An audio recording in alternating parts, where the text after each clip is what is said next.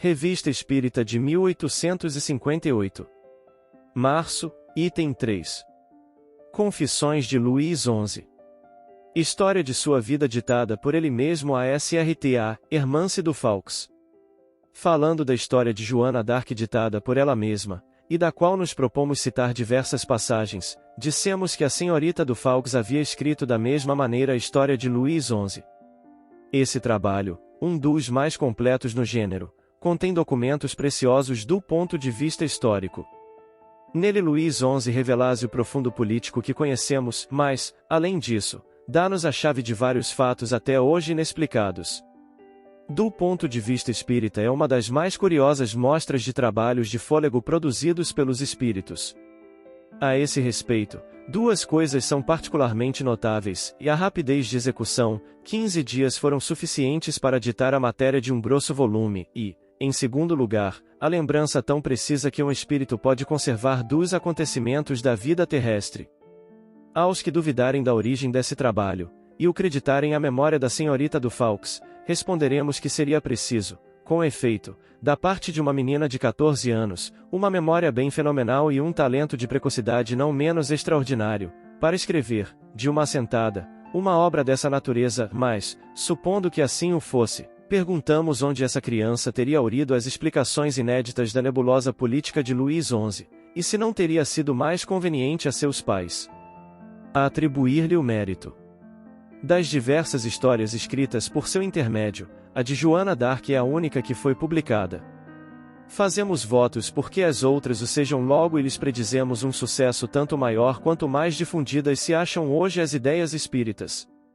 Extraímos, da de Luís XI, a passagem relativa à morte do Conde de Charolais, e os historiadores, defrontando-se com o fato histórico de que a Luís XI deu ao Conde de Charolais a tenência geral da Normandia, confessam não compreender por que um rei, que foi tão grande político, haja cometido tão grande falta. As explicações dadas por Luís XI são difíceis de contradizer, visto estarem confirmadas por 3 episódios de todos conhecidos: a conspiração de Constant, a viagem do Conde de Charolais, em seguida a execução do culpado e, enfim, a obtenção por esse príncipe da tenência geral da Normandia, província que reunia os estados do Duque de Borgonha, inimigos sempre ligados contra Luís XI. Luís XI assim se exprime: o Conde de Charolais foi gratificado com a tenência geral da Normandia e com uma pensão de 36.000 libras. Era uma grande imprudência aumentar dessa forma o poder da Casa de Borgonha. Embora essa digressão nos afaste da sequência dos negócios da Inglaterra, creio dever indicar os motivos que me fizeram agir assim. Algum tempo depois de seu retorno dos Países Baixos, o Duque Filipe de Borgonha tinha caído gravemente enfermo. O Conde de Charolais amava verdadeiramente seu pai, apesar dos desgostos que lhe havia causado. É verdade que seu caráter ardente, impetuoso e, sobretudo, minhas pérfidas insinuações, poderiam desculpá-lo. Cuida dele com uma afeição toda filial e não deixa, nem de dia nem de noite, a cabeceira de seu leito.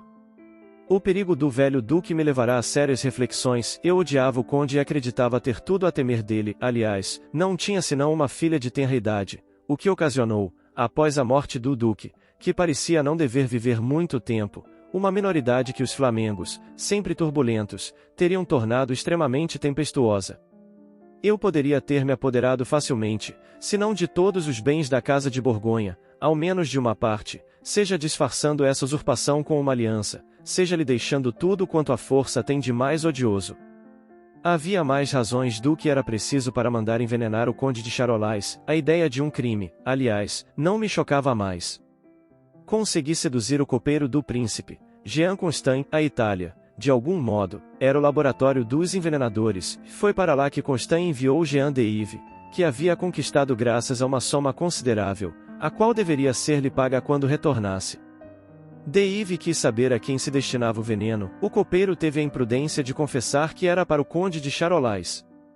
Depois de ter dado conta de sua tarefa, De Yves apresentou-se para receber a importância prometida, mas, longe de lhe pagar, Constant o cobriu de injúrias. Furioso com essa recepção, De Yves jurou vingar-se. Foi encontrar-se com o Conde de Charolais, confessando-lhe tudo o que sabia.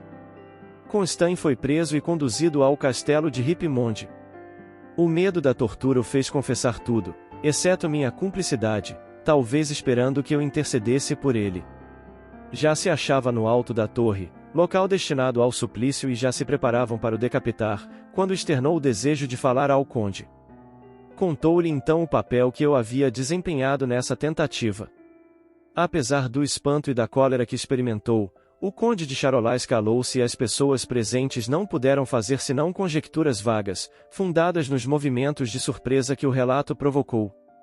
Malgrado a importância dessa revelação, Constant foi decapitado e seus bens confiscados, mas restituídos à sua família pelo Duque de Borgonha.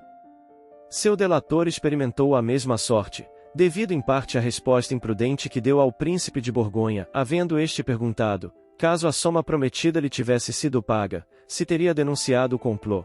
Teve ele a inconcebível temeridade de responder que não. Quando o conde veio a Tours, pediu-me uma entrevista particular, nela deixou extravasar todo o seu furor e me cobriu de censuras. Eu o apaziguei, dando-lhe a tenência geral da Normandia e a pensão de 36.000 libras. A tenência geral não passou de um título sem resultado, quanto à pensão, não recebeu senão o primeiro vencimento.